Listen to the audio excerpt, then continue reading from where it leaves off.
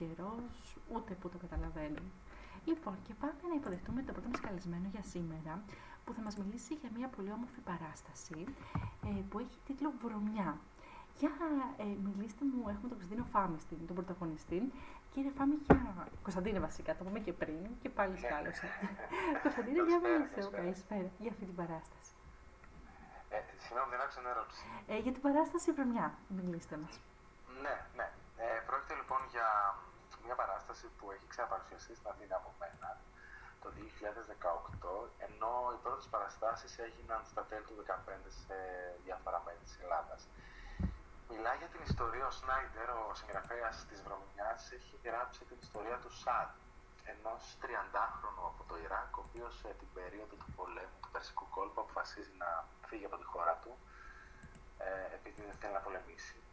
Όχι από δειλία, αλλά από αποστροφή προς τον πόλεμο, και να ταξιδέψει με πολύ κόπο μέχρι τη χώρα που έχει διαβάσει για εκείνη, έχει μελετήσει και έχει σπουδάσει τη γλώσσα της, και είναι η Γερμανία. Όταν φτάνει όμως στη Γερμανία, το όνειρο που πιστεύει ότι θα ζήσει εκεί καταρρίπτεται, διότι είναι κλεισμένο στο δωμάτιό του. Βγαίνει 8 ώρα το βράδυ για να πουλήσει τριαντάφυλλα και από αυτά ζει. Και όση ώρα περιμένει, φοβάται πολύ, γιατί πιστεύει ότι ανά πάσα στιγμή, καταρχάς παράνομα, πιστεύει ότι ανά πάσα στιγμή κάποιος θα του επιτεθεί, η αστυνομία θα τον πιάσει και θα τον γυρίσει πίσω, οπότε ζει απομονωμένος, περιθωριοποιημένος και αρκετά φοβισμένος. Την ίδια στιγμή όμως δεν σταματά να ονειρεύεται και να σβήνει το πολύ φως, το πολύ λαμπερό φως που έχει μέσα του, και αυτό είναι κάτι που με εγωίτευσε πολύ σε αυτό το χαρακτήρα. Ας μην λέω πολλά, ας πούμε και τα υπόλοιπα στην πορεία. Πολύ ωραία. Εσύ κάνεις τον Σαντ. Ο Σαντ είναι θλιμμένος, που λέμε, είναι στα αγγλικά. Είναι ξένος, ζει κλεισμένος στο δωμάτιό του. Υπάρχουν έτσι κοινά στον Κωνσταντίνο ο Σαντ? Ξέρεις τι γίνεται, όταν καταπιάνεσαι με ένα ρόλο είναι δεδομένο ότι θα βάλεις δικά σου κομμάτια, αλλιώς δεν γίνεται. Αλλά στην περίπτωση του Σαντ, ο Σαντ βρήκε πολλά δικά μου κομμάτια από μόνος του, ενώ ότι το κείμενο και το έργο, ο ανάγλυφος αυτός χαρακτήρας που έπλασε ο Σνάιντερ, είχε πολλά κομμάτια δικά μου και πολλά κομμάτια όλου του κόσμου, πιστεύω. Σίγουρα κάποιος θα συναντήσει, ενώ βλέποντας την παράσταση θα πει ότι αυτό το έχω νιώσει και εγώ, και ας μην είμαι μετανάστης, και ας ζω στη χώρα που γεννήθηκα. Είναι πολύ ανθρώπινα πλασμένος, πολύ συναισθηματικός και με έντονη ενσυναίσθηση χαρακτήρας, οπότε έχει δικά μου στοιχεία μέσα, ναι, σίγουρα. Πολύ ωραία. Η σκηνοθεσία είναι της Κατερίνας Πολυχρονοπούλου. Πώς έτσι έδεσε η ομάδα και πώς νιώθεις που αποτελείς μέρος αυτής της παράστασης με τη σκηνοθεσία της Κατερίνας Πολυχρονοπούλου? Δουλέψαμε πάρα πολύ καλά με την Κατερίνα. Είχαμε κοινούς κώδικες, γνωριζόμασταν και πριν ξεκινήσουν οι πρόβες για την Βρωμιά. Οπότε η διαδικασία είχε πολύ μεγάλο ενδιαφέρον και αγάπησε και εκείνη πολύ το έργο, διότι την πρόταση για τη συνεργασία της την έκανα εγώ. Αγάπησε πολύ και εκείνη το έργο και το χαρακτήρα, οπότε δουλέψαμε με πολύ ζέση για να φτιάξουμε αυτή την παράσταση και είμαστε πολύ περήφανοι για την παράσταση. Είναι και άλλοι συντελεστές, και ανάμεσα σε αυτούς βλέπω, ξεχωρίζω και τη μουσική επιμέλεια Γιάννης Μαθές. Εσύ έχεις κάνει και σχεδιασμό φωτισμών. Για μίλησέ μου για τους υπόλοιπους συντελεστές. Είναι όλοι πολύ αγαπημένοι φίλοι και συνεργάτες, όχι μόνο σε αυτή την παράσταση, αλλά και σε άλλες παραστάσεις που έχω συμμετάσχει ως ηθοποιός ενδεχομένως. Υπήρξε πολύ αγάπη για αυτή την παράσταση και πολύ νιάξιμο, αλλιώς δεν γίνεται. Και νομίζω πως φαίνεται αυτό μέσα από το αποτέλεσμα, δηλαδή δεν είναι μόνο ο ηθοποιός που βγαίνει στη σκηνή, έχει ένα πολύ μεγάλο βάρος, μια πολύ μεγάλη ευθύνη, αλλά όλη η ομάδα που φτιάχνει μια παράσταση έχει βάλει το λιθαράκι της για να μπορέσει αυτός ο ηθοποιός να βγει στη σκηνή. Οπότε η αγάπη που υπήρξε για την προετοιμασία της παράστασης ήταν πολύ βοηθητική για μένα. Γιατί εντάξει, είναι δύσκολο πράγμα κανείς να είναι μόνος του πάνω στη σκηνή, οπότε η φροντίδα που δέχτηκα από τους συνεργάτες μου με βοήθησε πολύ και μου έδωσε δύναμη. Ωραία. Θέλεις να μου πεις κάποια ονόματα από τους συντελεστές? Βεβαίως, τη μετάφραση την έχει κάνει η Κοραλία Σωτηριάδου, που είναι η μετάφραση που χρησιμοποίησε και ο Κωνσταντίνος Μαρκουλάκης όταν πρώτο παρουσιάστηκε η Δρομιά στην Ελλάδα, στη σκηνοθεσία του Βαγγέλη Θεοδωρόπουλου. Το σκηνικό και το κοστούμι το έχει κάνει η Παναγιώτα Κοκορού. Έχει φτιάξει μια πολύ ωραία κατασκευή με το σκηνικό και έχει πολύ μεγάλο ενδιαφέρον. Το σχεδιασμό, τη μουσική είπαμε, ο Γιάννης Μαθές. Την αφίσα την έχει σχεδιάσει ο Κάρολος Πορφύρης και τη φωτογραφία της αφίσας την έχει βγάλει ο Γιώργος Γερμιανής μας. Και επικοινωνία κάνει η Τζίνα Φρουλάκη. Και εκτέλεση παραγωγής κάνει ο Νικήτας Καστής. Τέλεια. Θέατρο Κλήφα, λοιπόν, είναι έτσι ιδιαίτερος χώρος και ξεχωριστός. Έχει αυτό το ξεχωριστό. Πώς και επιλέχθηκε αυτός ο χώρος? Μου τέριαξε πάρα πολύ στην παράσταση ο χώρος αυτός και η άβρα του, και πρόκειται για έναν καινούριο χώρο που λειτουργεί 1,5 χρόνο τώρα, αλλά έχει πολύ μεγάλο ρεύμα και από νέους ανθρώπους, και αυτό ήταν ένας βασικός λόγος για να το διαλέξω. Συν το ότι μου τέριαξε στην παράσταση ως προς τα ατμόσφαιρά του και την αισθητική του. Πολύ ωραία. Η παράσταση παίζεται κάθε Δευτέρα και Τρίτη στις 9 η ώρα μέχρι τις 31 Οκτωβρίου. Ξεκινήσατε τώρα την προηγούμενη Δευτέρα και θα παίζετε μέχρι 31 Οκτωβρίου. Υπάρχει έτσι σχέδια για να υπάρξει κάποια παράταση ενδεχομένως? Αυτό δεν το ξέρω ακόμα. Ξέρω ότι οι παραστάσεις θα ολοκληρωθούν στις 31 Οκτωβρίου, οπότε έχουμε άλλες 6 παραστάσεις μέχρι τότε. Και αν υπάρξει κάποια παράταση που δεν το γνωρίζω, θα είμαστε εδώ για να τα ξανασυζητήσουμε. Ωραία. Έχουμε μια ερώτηση στο chat που μας ρωτάνε πόσο δύσκολος είναι ένας μονόλογος, και εγώ θα το τροποποιήσω πόσο εσένα σε δυσκόλεψε ο μονόλογος. Μ' αρέσουν αυτές οι ερωτήσεις. Λοιπόν, όταν ξεκίνησε η διαδικασία των δοκιμών με την Κατερίνα Κοσμοπούλου, δεν είχα καταλάβει ακριβώς περί τίνος πρόκειται. Όχι, ενώ πόσο δύσκολο είναι αυτό το πράγμα. Αλλά μπήκα άφοβος μέσα σε αυτή τη διαδικασία και το συνειδητοποίησα κάπου στα μέσα του προβών όταν αρχίσαμε να στείλουμε το έργο κτλ. Ο μονόλογος γενικώς είναι ένα είδος πολύ δύσκολο για τον ηθοποιό, γιατί καλείται να κρατά έναν εσωτερικό ρυθμό, να κρατά το ενδιαφέρον του κοινού, χωρίς να έχει βοηθεία, χωρίς να έχει έναν συμπαίκτη να του δώσει μια βάκα, να πάρει ενέργεια από ένα βλέμμα κλπ.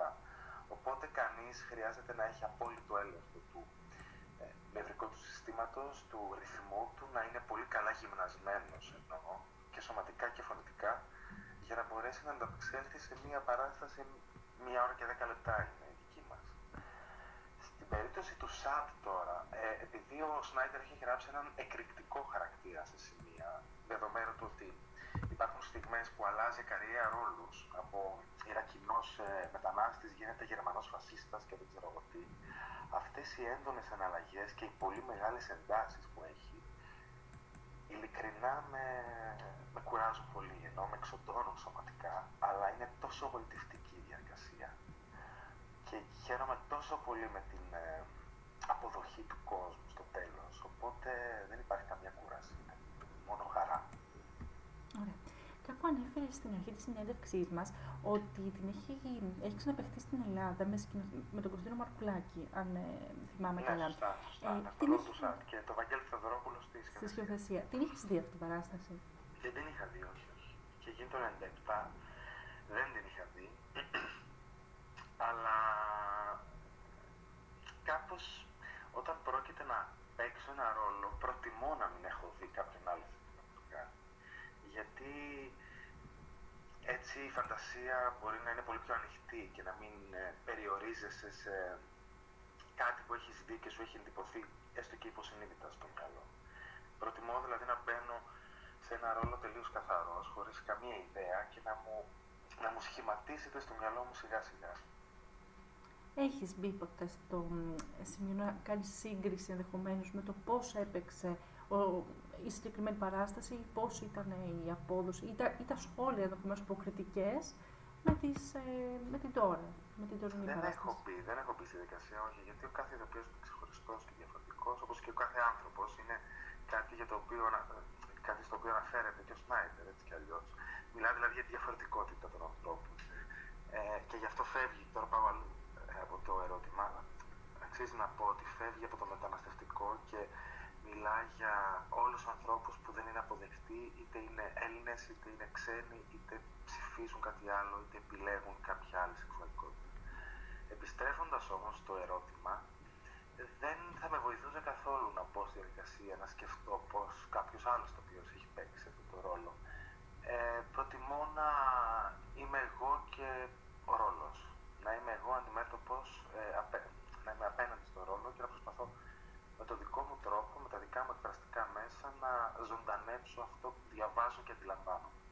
Είσαι αυστηρός. Αλλιώς θα ήταν λίγο στήρος ο τρόπος να μπαίνεις στην διαδικασία, να σκέφτεσαι πως έκανε κάτι άλλο, κάποιος άλλος κλπ. Δηλαδή είναι διασπαστικό αυτό και δεν βοηθάει καθόλου.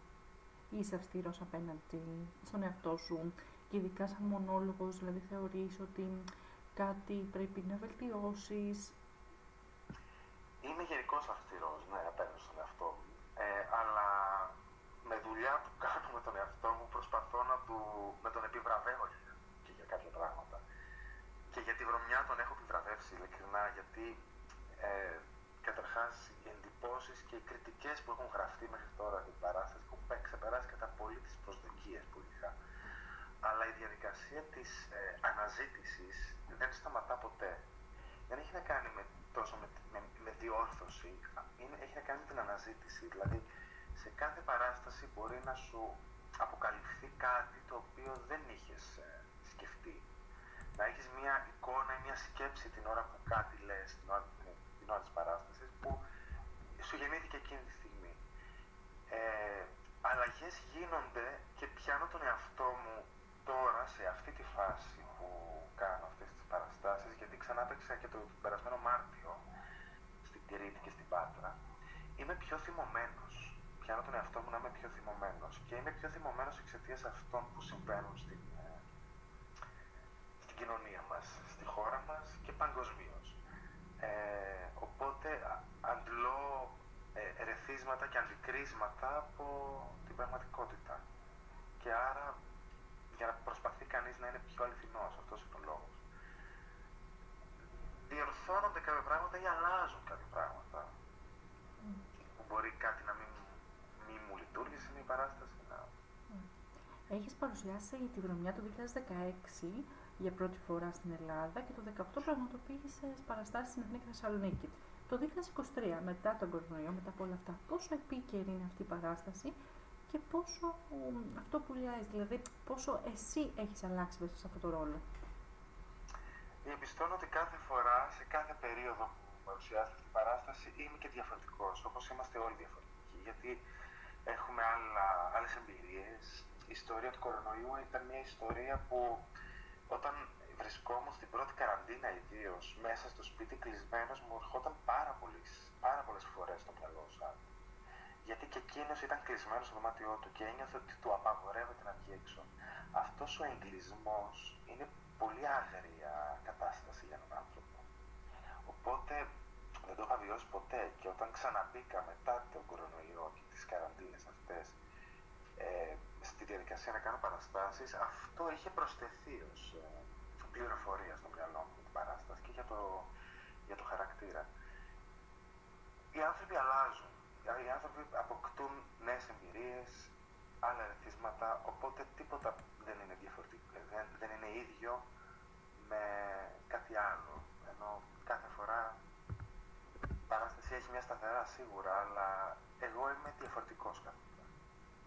Ως άνθρωπος εννοώ. Οπότε υπάρχουν και επιπλέον πληροφορίες που με ενδιαφέρει να μεταδώσω μέσω του ΣΑΤ. Και με ενδιαφέρει και πολύ να πάρω και θέση μέσω του ΣΑΤ για όλα αυτά τα τραγικά που συμβαίνουν, για όλες αυτές τις εγκληματικές ενέργειες που γίνονται, είτε αυτό αφορά στο πλοίο που έριξαν τον άνθρωπο μέσα στη θάλασσα και πλήγηκε, είτε αφορά στους μετανάστες που κάηκαν και οι δημοσιογράφοι λέγανε ότι δεν είχαμε θύματα εκτός από 12 μετανάστες. Όλα αυτά με θυμώνουν πολύ και ο ΣΑΤ είναι μια αφορμή για να πάρω θέση πέρα σε αυτά. Πολύ ωραία. Ποια είναι τα μελλοντικά σχέδια? Βρίσκομαι τόσο βουτυγμένος μέσα σε αυτή την παράσταση που δεν έχω χρόνο να σκεφτώ κάτι διαφορετικό. Σίγουρα θα κάνω κάποιες επιπλέον συναυλίες που έχουν μείνει πίσω με την Μαριάννα Πολυχρονίδη και τον Τάκη Φαραζή, με τραγούδια από το θέατρο. Σίγουρα έχουμε μία που εκκρεμεί στην Πύλο και θα δούμε. Πώς συνδυάζεις και τη μουσική και την υποκριτική? Ως τραγουδιστής είμαι και ως ηθοποιός που τραγουδάει, να πω. Για κάποιο λόγο συνδυάζονται όλα. Γιατί με την ίδια διάθεση μπαίνω σε όλα. Η υποκριτική φυσικά είναι η βασική μου ιδιότητα και η μεγάλη μου αγάπη, αλλά μου αρέσει και ο χορός, μου αρέσει και το τραγούδι. σκηνοθετώ τα τελευταία χρόνια, που είναι μια διαδικασία που επίσης μου αρέσει. Όλα όμως έχουν τον ίδιο παρανομαστή, που είναι η ανάγκη για έκφραση, με όποιον τρόπο. Αν ναι, σου δίναμε έτσι μια πρόταση να περιγράψεις το τώρα, αυτό που βιώνεις εσύ ξυπνώντας τη μέρα και ξεκινώντας δηλαδή, τι θα έλεγες? Θα έλεγα ότι είμαι πολύ θυμωμένος, την ίδια στιγμή όμως προσπαθώ να έχω μια εσωτερική ειρήνη για να ως ένα αίσθημα αυτοσυντήρησης ενδεχομένως. Με χαρακτηρίζει μια αισιοδοξία, γιατί δεν γίνεται και διαφορετικά. Αυτό το στοιχείο υπάρχει και στο ΣΑΔ, ένα κοινό ενδεχομένως. Αλλά γίνονται πάρα πολλά, δηλαδή πολλές καταστροφές, πολλές φωτιές, πολλές πλημμύρες, πολλά ζωφερά πράγματα συμβαίνουν και το καλοκαίρι που μας πέρασε, που όσο και αισιόδοξο να είσαι, σε βαραίνουν πολύ. Δεν ξέρω, μου φαίνεται ότι συμβαίνουν πολλά ακραία που δεν μπορώ να τα κατανοήσω, δεν μπορώ να τα αφομοιώσω, δεν περνούν από το μυαλό μου τι συμβαίνουν. Οπότε βρίσκομαι σε μια τέτοια κατάσταση, αλλά την ίδια στιγμή, επειδή με ενδιαφέρει το φως στη ζωή, θεωρώ ότι πάντα υπάρχει το φως. Άρα θεωρώ ότι όλα για κάποιο λόγο γίνονται και για κάποιο δικό μας προσωπικό μάθημα συμβαίνουν. Και η διέξοδός μου είναι το θέατρο. Είναι ο ΣΑΔ στην προκειμένη περίπτωση. Θεωρείς όμως ότι υπάρχει έτσι μια αγρανάπαυση απέναντι στην κοινωνία ή ακόμα και το θέατρο είναι σε μια αγρανάπαυση, μια λίγο υποκινόμενη, να το μειώνουν λίγο το κομμάτι των τεχνών? Όχι, δεν το πιστεύω αυτό το θέατρο είναι σε αγρανάπαυση. Εγώ πιστεύω ότι το θέατρο λέει τα πράγματα με το όνομά τους. Κάποιες παραστάσεις μπορεί να λιένουν λίγο την κατάσταση, να στρογγυλεύουν λίγο τα πράγματα, αλλά υπάρχουν παραστάσεις που μιλάνε ξεκάθαρα. Αρκεί να είμαστε εκεί, να τις παρακολουθήσουμε και προπαντός να είμαστε ανοιχτοί στο να πάρουμε τα σήματά τους, των παραστάσεων εννοώ.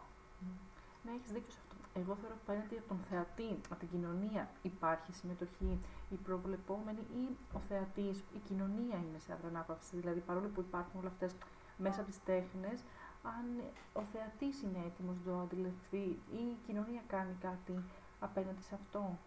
Πιθανότατα η κοινωνία να μην το βοηθάει το θεατή.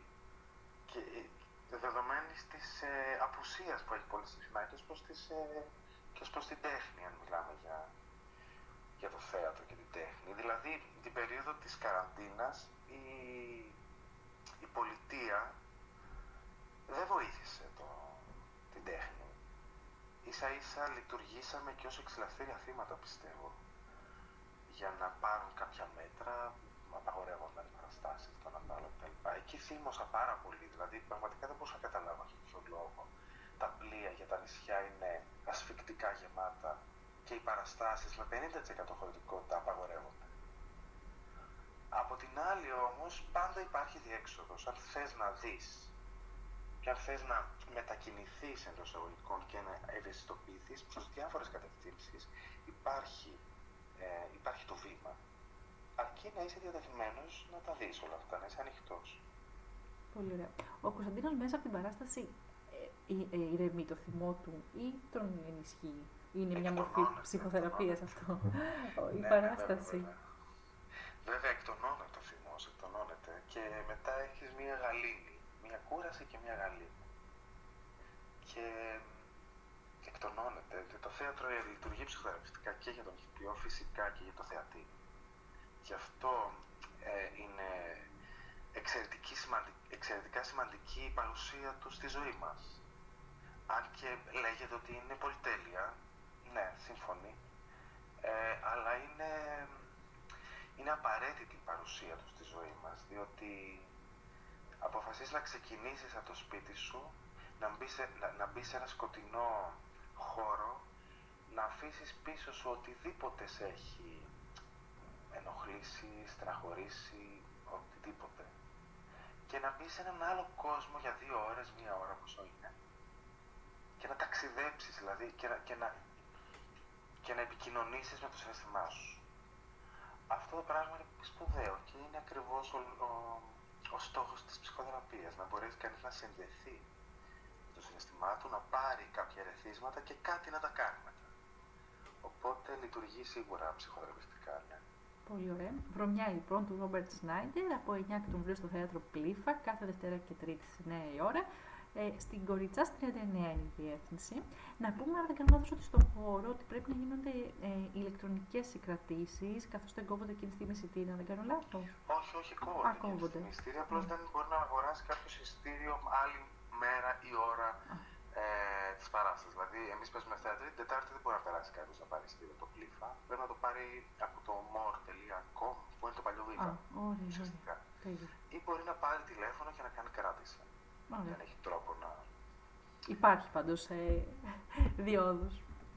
Ναι, βεβαίως υπάρχει. Τέλεια. Λοιπόν, να σε ευχαριστήσω πάρα πολύ, Κωνσταντίνε, για αυτή την σημαντική και ιδιαίτερη συνέντευξη και συζήτηση που κάναμε, γιατί ουσιαστικά μάθαμε και κάτι άλλο πέρα από την παράσταση. Μάθαμε και λίγο καλύτερα και τον Κωνσταντίνο, που αυτό είναι η ουσία και αυτή τη εκπομπή. Και θέλω έτσι να μου δώσει ένα μήνυμα προς τους ακροατές μας. Ευχαριστώ καταρχάς και εγώ πολύ για την κουβέντα και η αλήθεια είναι ότι οι τηλεφωνικές συνεντεύξεις συνήθως κρατούν πολύ λίγο και είναι και πολύ συγκεκριμένες οι ερωτήσεις. Μ' άρεσε τη χάρηκα την κουβέντα μας. Το μήνυμα που έχω να δώσω στους ανθρώπους γενικώς είναι να έχουν κέφι να ζουν. Αυτό λέω και στο τέλος των παραστάσεων, των μουσικών παραστάσεων που κάνω. Να περιβάλλονται από αγάπη και να μην χάνουν το κέφι τους, να αναζητούν το φως στη ζωή τους. Μέσα μου φως που λέει και η Μαρίζα Ρίσου. Αυτό μου ήρθε τραγούδι, δεν ξέρω γιατί. Έτσι είναι. Για το ίδιο πράγμα μιλάει και ο Σάββη. Μιλάει για το φως. Πολύ ωραία. Σε ευχαριστώ πάρα πολύ. Καλή επιτυχία να έχεις και σε ευχαριστούμε πολύ που έτσι μας άνοιξες την καρδιά σου. Ευχαριστώ και εγώ. Καλή συνέχεια. Καλησπέρα. Ευχαριστώ πάρα πολύ για την πρόσκληση στην εκπομπή σου. Πολύ ωραία. Ακούσαμε λοιπόν ένα πολύ όμορφο τραγούδι και όπως βλέπω έχει κάνει μουσική Παντελής Θαλασσινός και στίχη Ευγενία Σλανίδη. Για μίλησέ μου για αυτό το τραγούδι. Μείναμε μόνοι, τίτλος. Αυτό το τραγούδι έχει πολύ μεγάλη ιστορία από πίσω του, γιατί το κουβαλάω από περίπου το 22. Μου το είχε στείλει το Γενάρη του 22 ο Παντελής Θαλασσινός. Ουσιαστικά δεν είχε βγει, δεν καταφέραμε να το βγάλουμε τόσο άμεσα, γιατί ήταν ακόμα με την περίοδο του COVID, αρρώστηναν μουσική όσον αφορά το κομμάτι της συνορχήστρωσης. Μετά είχα εγώ COVID, μετά έχασα τη μητέρα μου, οπότε ευχαριστώ. Ήταν και λίγο προφητικό το μείναμε μόνοι, δηλαδή όταν μου το έστειλε και είδα πρώτα το στίχο, ένιωσα ότι αυτό είναι κάτι το οποίο είναι αποκλειστικά για μένα, θα είναι βιωματικό, οπότε το προχωρήσαμε. Πολύ ωραία. Από πολύ μικρή βλέπω ότι έχεις και αποπειρώσει τον πατέρα σου από τη βυζαντινή μουσική. Διαπίστωσε ότι είναι ένα πολύ σημαντικό κομμάτι. Ποια είναι η διαφορά της βυζαντινής μουσικής με τη μουσική την πιο ελαφροέντεχνη, λαϊκή να πούμε, που μας παρουσιάζεις? Η βυζαντινή μουσική έχει να κάνει με την εκκλησιαστική μουσική κυρίως. Είναι κάτι διαφορετικό. Εγώ μετά ξεκίνησα με την βυζαντινή μουσική. Ήμουν ένα παιδάκι τετάρτη δημοτικού ανάμεσα σε μια σχολή με ψάλτες, γιατί ήθελα να μάθω να διαβάζω βυζαντινή μουσική. Και μετά συνέχισα με την ευρωπαϊκή μουσική, η οποία είναι αυτή που ακούμε τώρα όλοι μας. Πολύ ωραία. Από πότε συνειδητοποίησες ότι σου αρέσει γενικά η μουσική? Από τότε που θυμάμαι τον εαυτό μου, 4 χρονών. Από 4 χρονών, Ναι, εκεί 3,5-4 που έχω μνήμες, θυμάμαι ότι όλα μου τα παιχνίδια αφορούσαν μουσικές παραστάσεις, event. Είμαι και παιδί των 80's που τελείωναν τα 80's και μπαίναμε στα 90's, οπότε είμαι παιδί της κασέτας και του κασετοφώνου. Οπότε συνέχισα ένα ραδιόφωνο και το παιχνίδι μου ήταν να ηχογραφώ τη φωνή μου, όπως ήταν, θεωρώ, το παιχνίδι όλων των παιδιών εκείνη την εποχή. Ωραία. Η Νικολέτα Φιλιππάκη λοιπόν μας συστήνεται με μια συνεργασία με τον Παντελή Θαλασσινό. Πώς προέκυψε αυτή η συνεργασία και πώς νιώθεις που έτσι ο Παντελής Θαλασσινός σου έχει εμπιστευτεί ένα πολύ ωραίο τραγούδι? Αρχικά είμαι ευγνώμων στον Παντελή Θαλασσινό για αυτή τη συνεργασία. Ήταν κάτι που το ήθελα πάρα πολλά χρόνια, αυτή τη συνεργασία με τον Παντελή Θαλασσινό, και ήρθε έτσι και ευδοκίμησε. Γνωριζόσασταν από πριν? Ναι, είχαμε παίξει μαζί σε μια συναυλία που ήταν αφιέρωμα σε εκείνον στοιχείο και ήταν η αρχή της γνωριμίας μας. Πολύ ωραία. Τα μελλοντικά σχέδια της Νικολέτας ποια είναι? Δεν άκουσα, έκανε κάποια διακοπή, συγγνώμη. Τα μελλοντικά σχέδια, θα δούμε κάποιο τραγούδι. Μελλοντικά σχέδια που έχω είναι κάποιες live εμφανίσεις σε Αθήνα και εκτός περιφέρεια και φυσικά επόμενο νέο τραγούδι. Πολύ ωραία. Το 2019 να πούμε ότι έκανες και το τεμπούτο σου στη δισκογραφία με ένα ζεμπέκικο με τίτλο «Της μοναξιάς στα δώρα» σε μουσική του Σωκράτη Παπαϊωάννου και στίχους του Τζον Μιχάλη. Ναι. Πώς έτσι ήταν αυτή σου η συνεργασία? Αυτή η συνεργασία ήταν πάρα πολύ όμορφη επίσης. Ήταν όντως το ντεμπούτο μου. Ουσιαστικά μου χαρίστηκε ένα τραγούδι πάλι που μιλούσε στην ψυχή μου, γιατί αν κάτι το οποίο δεν με εκφράζει δεν μπορώ να το περάσω σωστά στον κόσμο. Πολύ ωραία. Ένα δυνατό ζεμπέκικο τώρα έτσι που το αναλύω και το άκουσα. Και ήταν πιο, να πούμε, στα πρώτα σου βήματα. Τώρα είναι πιο συνειδητοποιημένη η Νικολέτα. Έχουν περάσει βέβαια και 5 χρόνια. Ναι, το 19 δεν είναι και τόσο κοντινό όσο και να μας και ο COVID, οπότε έχουμε πει όλοι σε μια διαδικασία αυτοεπεξεργασίας. Πολύ ωραία. Λοιπόν, Νικολέτα, να σε ευχαριστήσω πάρα πολύ. Θα ήθελα έτσι να δώσεις ένα μήνυμα προς τους ακροατές μας. Αυτό που θα πω είναι ότι να ακολουθούν τα όνειρά τους, να πιστέψουν στον εαυτό τους, ότι τίποτα δεν είναι ακατόρθωτο. Όταν κάτι θέλεις πάρα πολύ, θα συμβεί. Πολύ σημαντικό αυτό. Ο προηγούμενος καλεσμένος πάλι το ίδιο μας ευχήθηκε, ότι ουσιαστικά όλα γίνονται για κάποιο λόγο. Οπότε έχει δέσει σήμερα το γλυκό που λέμε. Σε ευχαριστήσω πάρα πολύ. Καλή συνέχεια και κάθε επιτυχία σου εύχομαι. Ευχαριστώ πάρα πολύ. Καλή συνέχεια. Να τον καλωσορίσουμε κιόλας, ο κύριος Στάθης Παπαγεωργίου. Ο Στάθης λοιπόν. Καλησπέρα Στάθη. Καλησπέρα Αλεξία. Χαίρομαι πάρα πολύ που είμαι στην εκπομπή σου σήμερα. Πολύ ωραία. Μια πολύ έτσι αισθαντική μπαλάντα όπως την ακούσαμε. Για μίλησέ μας για αυτή την όμορφη έτσι μπαλάντα. Βεβαίως. Πρόκειται για ένα τραγούδι σε ρυθμό χασάπικου. Είναι σε σύγχρονο ήχο βέβαια, ελαφρώς πειραγμένο χασάπικο, που μιλάει για μια ανάμνηση του παρελθόντος, μιλάει για ένα πρόσωπο ή κανείς μπορεί να το συνδέσει με ένα συναίσθημα, μια κατάσταση, το οποίο αναπολύει και το φέρνει στο παρόν. Για τους δικούς του λόγους φυσικά ο κάθε ακροατής, αλλά περιγράφει αυτό, μια γλυκιά ανάμνηση του παρελθόντος και την ονομάζει «Φεγγάρια μου παλιά». Φεγγάρια μου παλιά λοιπόν. Φεγγάρια είναι βέβαια ο τίτλος.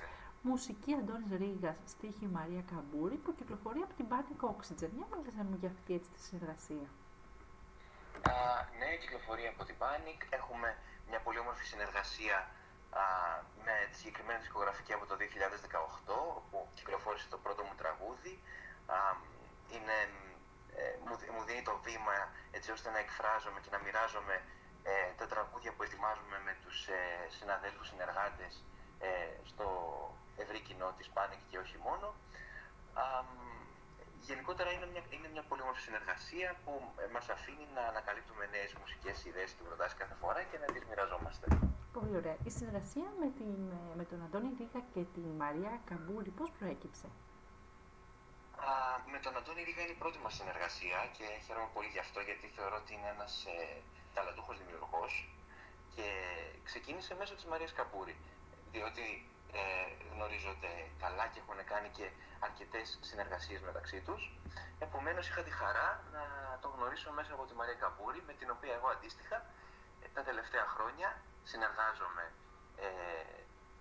σε τραγούδια όπου έχουμε κυκλοφορήσει και μαζί αρκετά σε μουσική και στίχους κάποια και σε στίχους αποκλειστικά κάποια άλλα. Επομένως είναι ωραίο να συναντάς καλλιτέχνες μέσω άλλων καλλιτεχνών και να γινόμαστε όλοι μια μεγάλη παρέα. Πολύ ωραία.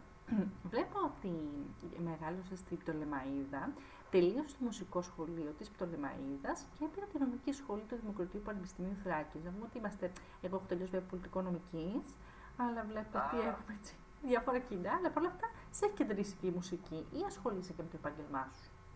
Ασχολούμαι και με το επάγγελμα παράλληλα. Πάντα το είχα παράλληλα, να σου πω, είναι παράλληλη η αγάπη.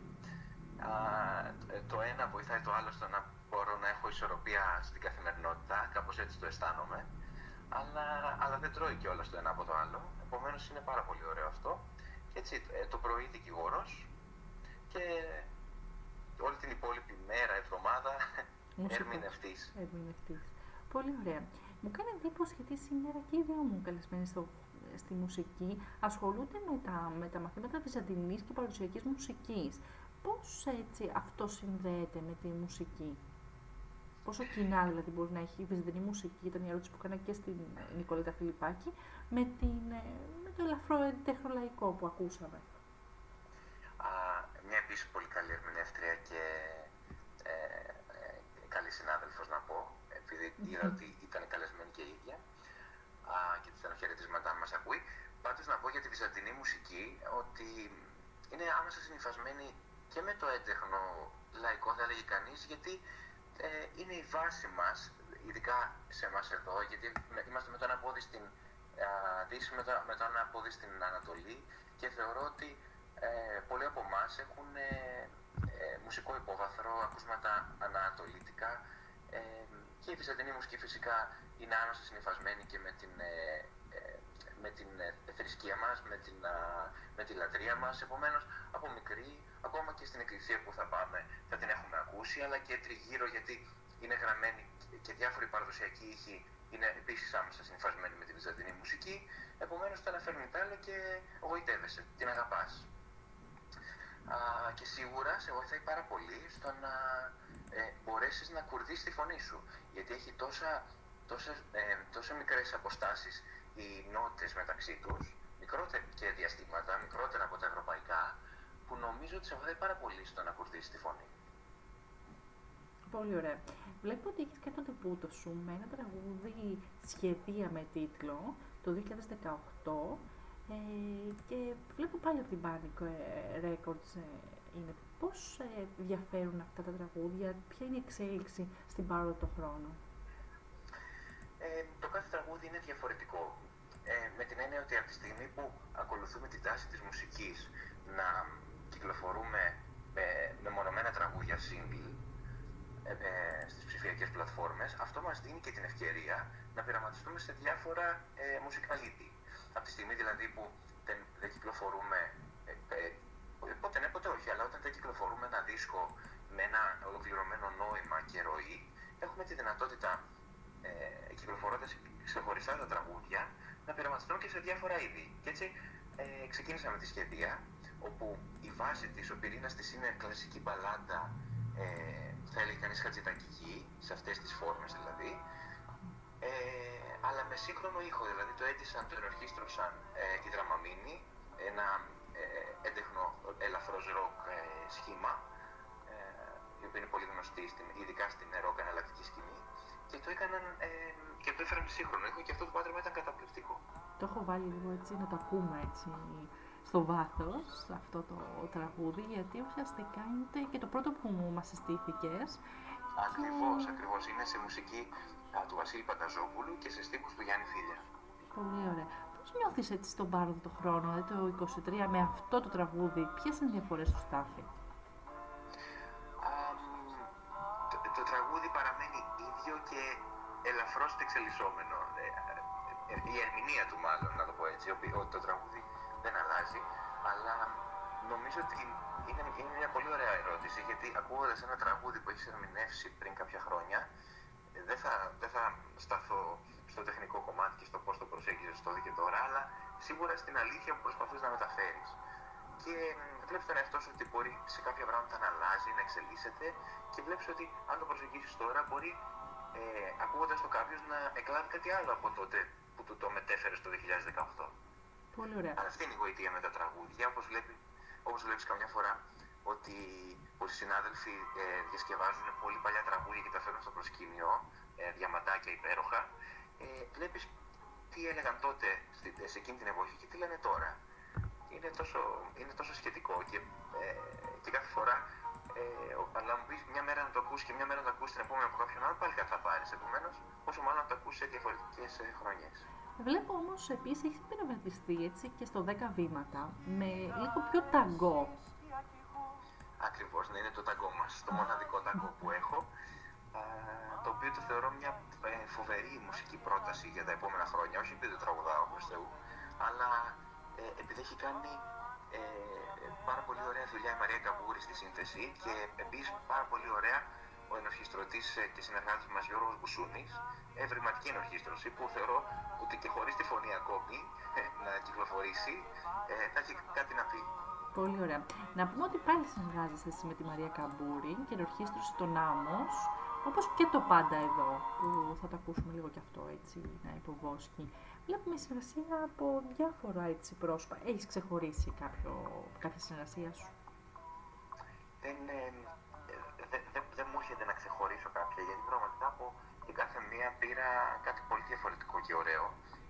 Σίγουρα ήταν πάρα πολύ καλές όλες. Δηλαδή, το καλό είναι ότι δεν έχω να θυμηθώ τίποτα κακό ή περίεργο, γιατί ήταν όλες πολύ καλές, πολύ γενναιόδωρες, με την έννοια ότι μου χάρισαν αυτά τα όμορφα τραγούδια και τους ευχαριστώ πάρα πολύ. Και τη Μαρία Καμπούρη και τον Βασίλη Πανταζόπουλο και τον Νίκο Καραδημητρίου σε ένα επόμενο τραγούδι που βγάλαμε, και την Πέννη την Παλτατζή που βγάλαμε το Καλύτερα να φεύγω μαζί και ήταν μια επίσης πολύ όμορφη συνεργασία. Αλλά πάντα εννοείται ο κάθε συνεργάτης έχει να σου δώσει και κάτι διαφορετικό. Πολύ ωραία. Βλέπουμε ότι όλα σου γενικά τα τραγούδια τα έχουμε και σε βίντεο, που αυτό είναι λίγο σπάνιο, ξέρεις, για τον καλλιτέχνη. Το έχεις και σε οπτικό ακουστικό υλικό. Πώς έχει γίνει έτσι αυτή η επικοινωνία? Είναι κάτι που το θέλεις και εσύ να υπάρχει και βίντεο πίσω από το τραγούδι? Ναι, σε κάποια από αυτά πράγματα υπάρχει βίντεο, σε κάποια lyric βίντεο. Είναι ανάλογα τη συγκυρία και πώς θα συνεννοηθούμε με την ομάδα που το δημιουργούμε.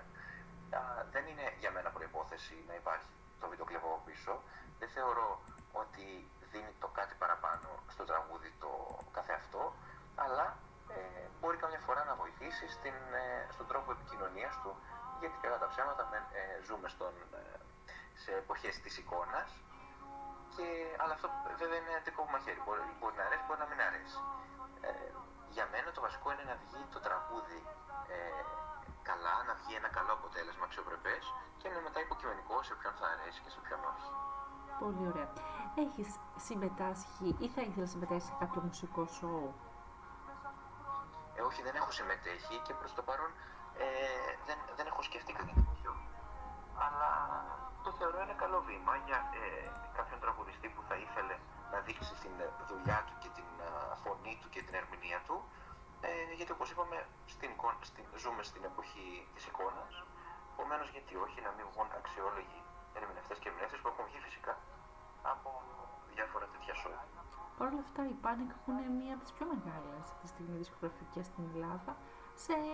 Έχετε συνεργασία, σε έχει επιλέξει σταθερά από το 2018 και είναι και κάτι έτσι πολύ για το βιογραφικό σου. Πώς νιώθεις γι' αυτό? Για μένα είναι εννοείται μεγάλη χαρά και τιμή να συμμετέχω στο ψηφιακό label της Panic, στο Panic Oxygen, και τους ευχαριστώ πάρα πολύ για την δυνατότητα που μου έχουν δώσει και το βήμα. Είναι μια χαρά φωνή, να προσπαθούμε πάντα για το καλύτερο και να εξελισσόμαστε μέσα από αυτή τη συνεργασία. Γιατί πολλοί αντίστοιχοι ερμηνευτές δεν έχουν ούτε καν δηλαδή να μπορούν αυτή τη δυνατότητα να, όχι βίντεο, να το παρουσιάσουν τη δουλειά τους και μετά από πολύ κόπο. Εσύ η αλήθεια πώς σε επέλεξαν? Είχες στείλει το υλικό σου στην Panic, είχετε από πριν κάποια συνεργασία? Ακριβώς, είχα στείλει υλικό στην Panic και με αφορμή αυτό συναντήθηκα μαζί τους και επιλέξαμε το συγκεκριμένο τραγούδι να γίνει αυτή είναι αυτό και να προσπαθήσω να να το μοιραστώ με το ευρύτερο κοινό και τους ακροατές. Και έγινε πιο μόνιμο λοιπόν η συνεργασία. Δεν σε ακούω καλά. Δεν σε ακούω καλά, πλέον κάπου... Είναι μια καλή συνεργασία και είναι επειδή είναι μια πολύ καλή ομάδα και καλά παιδιά και δίνουν ευκαιρίες και τους ευχαριστώ. Τέλεια. Λοιπόν, Στάση Παπαγεωργίου, Φεγγάρια, θα ήθελα να μου πεις τα μελλοντικά σου σχέδια, αν θα σε δούμε σε κάποια σκηνή, αν θα ετοιμάσεις κάποιο καινούριο τραγούδι. Καινούριο τραγούδι ναι, ετοιμάζεται, απλά ακόμα δεν ξέρουμε ακριβώς πότε θα κυκλοφορήσει, γιατί είναι πολύ πρόσφατα τα φεγγάρια μας. Όσο για τη μουσική σκηνή, ξεκινήσαμε ήδη κάποιες εμφανίσεις στο μουσικό κουτί και για τις επόμενες 3 Δευτέρες θα είμαστε εκεί, στη σκηνή αυτή όπου είναι Κωνσταντινούπολης 70 στον όμορφο κεραμικό, και η οποία βραδιά έχει τηθεί με πιάνο, είναι πιάνο φωνή το πρόγραμμα. Συμμετέχει, ο πιανίστας μας είναι ο Βασίλης Ογκορίτσας και συμμετέχει στο σχήμα αυτό και η Χριστίνα Καλωτίνη ως guest star, είναι μια εξαιρετική ερμηνεύτρια, και το έχουμε επιλέξει να είναι ένα θεματικό πρόγραμμα. Στο πρώτο μέρος έχουμε συλλέξει τραγούδια που μιλάνε για παράνομους έρωτες και είναι αποκλειστικά για παράνομους έρωτες, και στο δεύτερο μέρος ξεκινάμε πάλι ένα μικρό αφιέρωμα σε φεγγάρια, σε τι άλλο, και στη συνέχεια ακολουθεί ελεύθερο με τραγούδια που όλοι αγαπάμε και τα μοιραζόμαστε με τον κόσμο. Και τραγουδάμε όλοι μαζί, γινόμαστε μια παρέα. Σκοπός είναι να χτυπήσουμε τη μιζέρια που μας κάνει καμιά φορά στην αρχή της εβδομάδας και λέμε πω Δευτέρα ποιος πάει πάλι στη δουλειά ή ποιος ξεκινάει πάλι αυτό ή το ένα ή το άλλο. Ή πάμε να κοιτήσουμε μελωδικά. Οπότε είναι μια καλή αφορμή στο μουσικό κουτί. Για πείτε μας έτσι κρατήσεις ή που βρίσκεται το μουσικό κουτί για όσους δεν ξέρουν. Ναι, βεβαίως. Βρίσκεται στο γκάζι, στο κεραμικό, Κωνσταντινούπολης 70. Μπορούν να επικοινωνούν με τα τηλέφωνα του μαγαζιού για οποιαδήποτε κράτηση. Θα είμαστε για ακόμα 3 Δευτέρες εκεί και μετά βλέπουμε. Πολύ ωραία. Λοιπόν, να σε ευχαριστήσω. Πάντως έχεις αφήσει τελείως την Πτολεμαΐδα και έχεις έρθει εγκατασταθεί στην Αθήνα, θα πω εγώ. Ναι, βέβαια αγαπώ πολύ την πατρίδα, την Πτολεμαΐδα εννοείται, και πάντα σε γιορτές είμαι εκεί, στους δικούς μου και επίσης στους αγαπημένους μου φίλους. Αλλά εντάξει, προς το παρόν τουλάχιστον για τα τελευταία 10 χρόνια περίπου βρίσκομαι εδώ, δραστηριοποιούμε εδώ, αλλά ποτέ δεν ξέρεις, μπορεί. Ναι, κύριε, σαφώς. Ή να πας κάπου αλλού. Ακριβώς. Για πες μου και τέλος ένα μήνυμα έτσι προς τους ακροατές μας.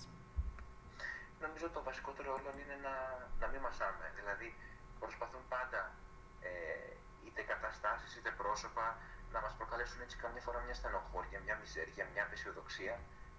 Καλό είναι να βλέπουμε το ποτήρι πάντα μισογεμάτο, να είμαστε αγαπημένοι με τους γύρω μας, να λέμε τη γνώμη μας, να εκφραζόμαστε, έτσι ώστε όλο αυτό να ξεκινήσει από τον καθένα προσωπικά και να γίνουμε ένα ενιαίο σύνολο έτσι όμορφο. Πολύ ωραίο. Στάθη, να σε ευχαριστήσω πάρα πολύ. Καλή επιτυχία να έχεις. Ευχαριστώ και εγώ πάρα πολύ για το βήμα και την όμορφη συζήτησή μας, Αλεξή.